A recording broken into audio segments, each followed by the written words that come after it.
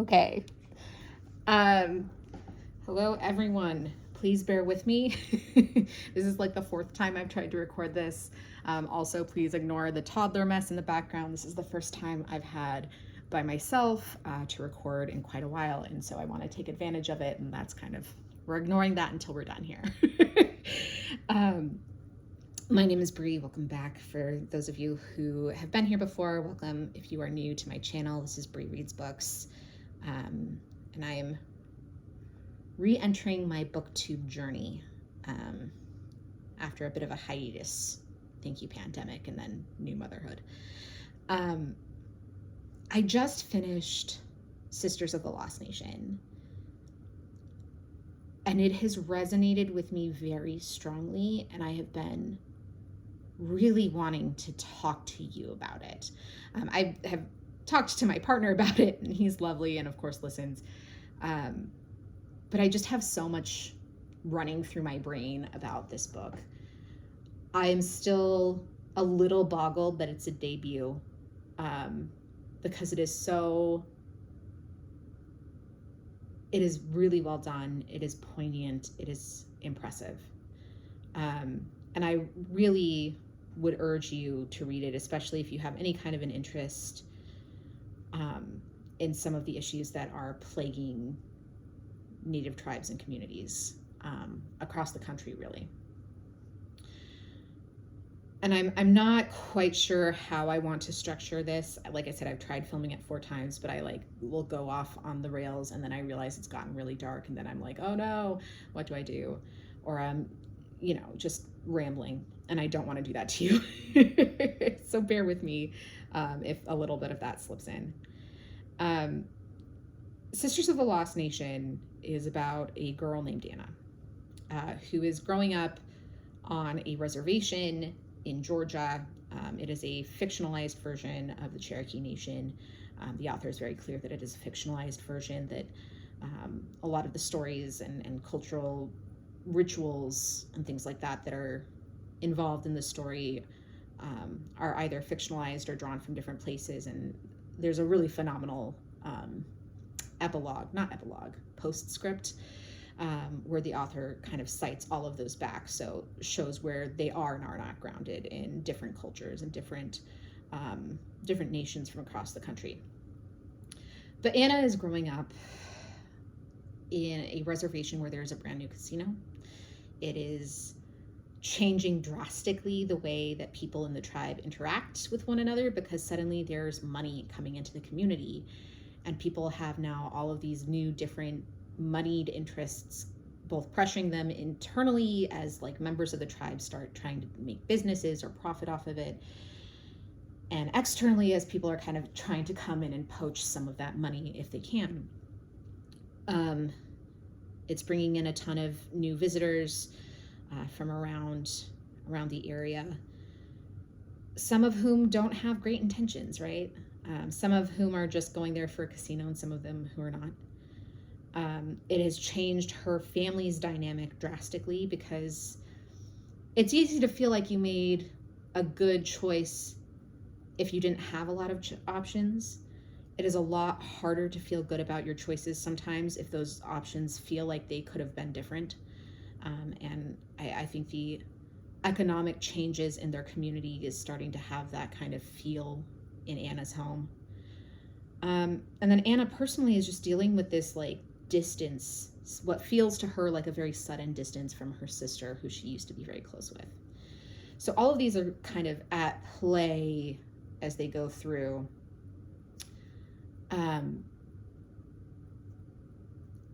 And suddenly Anna's sister goes missing. Her little sister Grace is just gone. She went to work because she and Anna both work at the casino, and she never comes home. If you grow up around a reservation or are Native or have any kind of ties to the Native community, you know that that's a very, very common story. And so Anna's trying to find her sister. We're seeing her in this split timeline of the days leading up to her sister going missing, and Anna kind of being slightly tuned in, but not quite tuned in enough to know that something is wrong, right? She knows something is wrong, but she doesn't have the information she needs to fix it. And then her afterwards desperately trying to find her sister, blaming herself for everything that went wrong, trying to find a solution while at the same time running up against the very familiar kind of brick walls that are, you know, the tribal politics, that are the politics between the tribe and the neighboring community, and that are just like the prejudices against young girls who've gone missing, right? Young teen girls specifically who've gone missing. And Anna sits at this just really interesting crux of those things, right? She's able to see some of what is going on, right? She can see some of the influence that the casino has had. She's seeing some of the influence that meth has had on their community and that is continuing to have as it floods in. And she's seeing, you know, the ways that her community is now interacting with the broader community compared to how they used to be. It's really fascinating to see things from her perspective, because I think examining that from a young adult perspective is not terribly common, at least in popularized media. You know, there are, of course, an increasingly large number of events of stories that are being told about Native teens. Not all of them are kind of at this crux of at this intersection of things happening, right? Casinos plus meth, right? A lot of them are more contemporary. It is really fascinating also to watch Anna try to figure out her own identity. There are a couple of reasons for that. First and foremost, because Anna is becoming an adult, and is interacting with people in her community now who she would not have interacted with as a younger child, because she started going to work, so she's dealing with, you know, her boss, who happens to be the nephew of a member of the council. She's dealing with the council itself because her father has been pressuring her to become kind of a preservationist for the tribe, when she's not really 100% sure that that's what she wants. So she's dealing with that and the politics around that. She's suddenly having to deal with people from town in the way that she hasn't before, because now there's like this whole criminal aspect or possible criminal aspect in her life, when previously it was, of course, just like social bullying. And so she's having to interact with all of these people in a different way. And Anna herself has always felt outcast. And this is, I think, one of the really interesting conversations that the story has, because it examines both the ways that structural and kind of cultural aspects are influencing her, how power dynamics are influencing her, but also her internal life, right? So you're having these three things converge. One of the interesting conversations that the story's having is that, you know, Anna is coming to realize, or really coming to the information for the first time fully, that she's what you would call two-spirit. You can Google two-spirit. I would urge you very strongly to look at Indigenous or tribal resources on it, and not just look at people talking about it on TikTok. Because there are a lot of people who would tell you that being two-spirit is the same as being non-binary, and there is an entire cultural history of being two-spirit. There's a different gender dynamic to being like a historied gendered dynamic, right? Because it's an aspect of a culture that is not necessarily navigating gender in the same way as a Eurocentric culture would. And there's a very long history of different tribes having different relationships with being two-spirit. With that caveat, Anna is kind of dealing with realizing and starting to have the words for being two-spirit. Like, she definitely starts coming to that realization by the end of the book. And you're seeing her also figure out how that is impacting her, and how that has impacted her relationships all along, right? Like, something was always different about Anna. Part of that is that Anna always cared about the stories in her home, right? She cared about her tribal stories and cultural heritage in a way that a lot of kids didn't.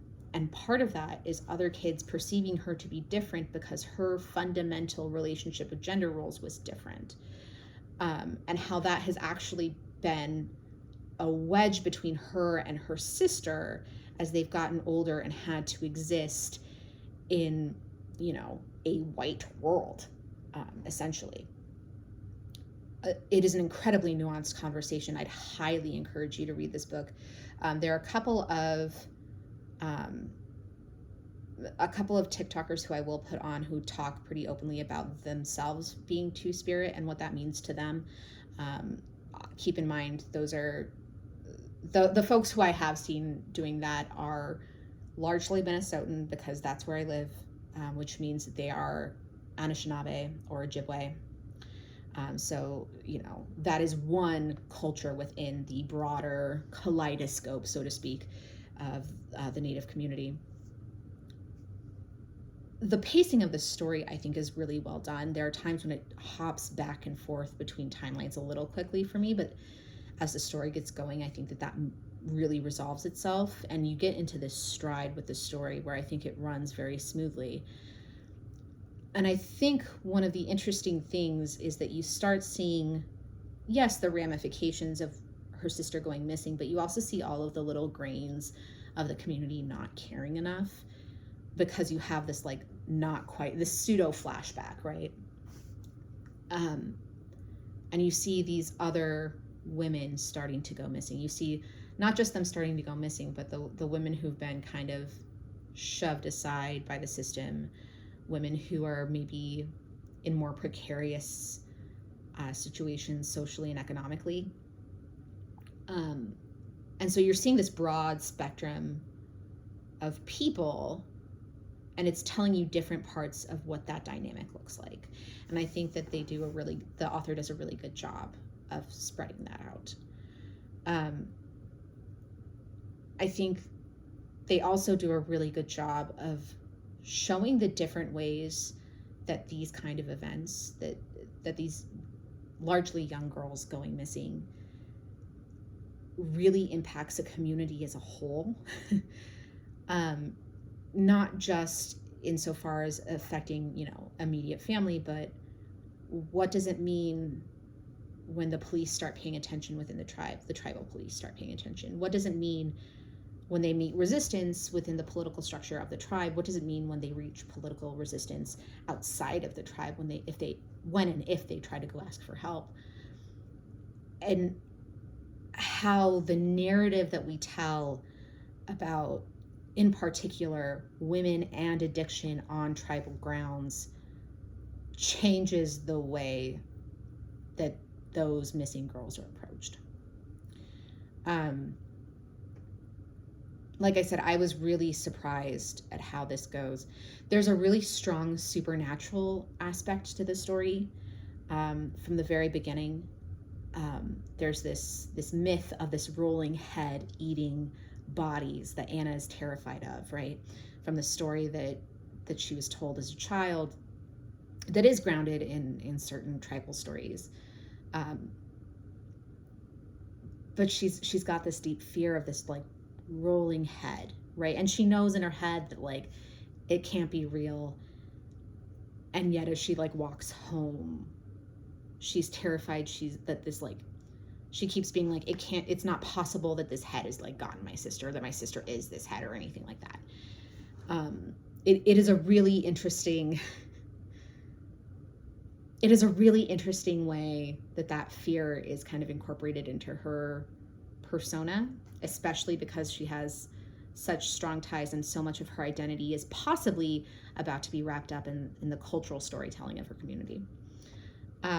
I really loved that aspect. You don't know if the story is going to be supernatural at its core.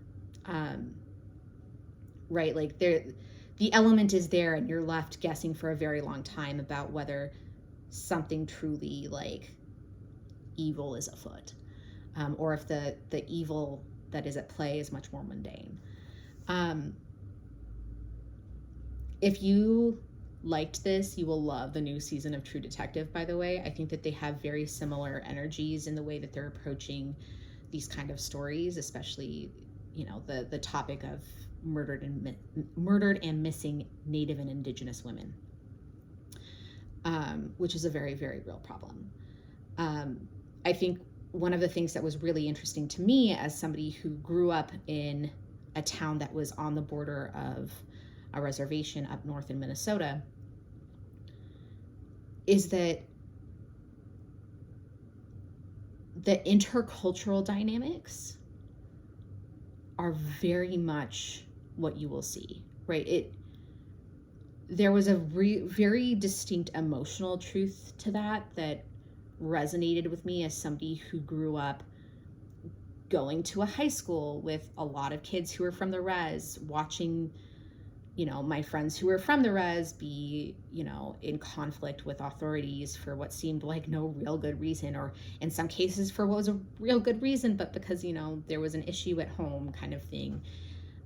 Watching the way that the kids at school would and would not interact with Anna as opposed to Grace, as opposed to their other friends. It was all very interesting, and had a lot of what I felt to be emotional truth. I think this is a phenomenal book that's definitely worth a think. It's definitely going to be, I think, a staple in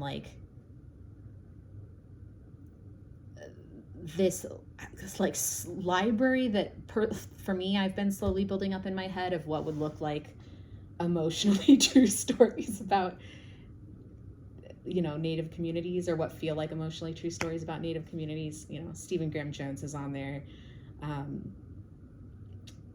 Of course, The Moon Over Crusted Snow is on there. One of the fortunate things is getting to really key in more to a community that is really at its core. Minnesota is having a lot of conversations about this right now. And as somebody who's had very dear friends who are women from the res, I don't know, struggle at the very least. Seeing more of this conversation has felt really important to me, and I'm so glad that it's here. I'm going to link, if I can find, some reviews from folks who are from tribal nations across the country, and see if I can put those in the description box below, because you probably should be hearing about this from somebody who's not a white lady. That said, the structure of the story is phenomenal. I think it's really good at building a slow tension. I think it's really good at leaving you guessing if there's going to be this kind of monster at play, or if the monster is human. And I'd love to hear your thoughts on it. This has been a little rambly, like I said. I knew it would be, but I'm trying to embrace the time I have while my house is quiet. If you have book recommendations that are similar to Sisters of the Lost Nation, let me know. I will say one of the phenomenal parts of this is the afterword. That postscript where the author walks through which stories that are told are from which tribes, and what cultural influences and tribal influences were at play when they crafted the story, I think is really key to understanding it. And I'm so glad that they were really thorough when they put that in. There's a lot of thought in that, so that if you want to go and read more, there's a resource right there. Anyway, I have to go and actually clean my house now. Hopefully I'll get this Snapdragon dress done one day. I've been focusing on a different project. And obviously I was not as productive with my hands as I had hoped while we had this long conversation. I hope to see you guys soon. Bye.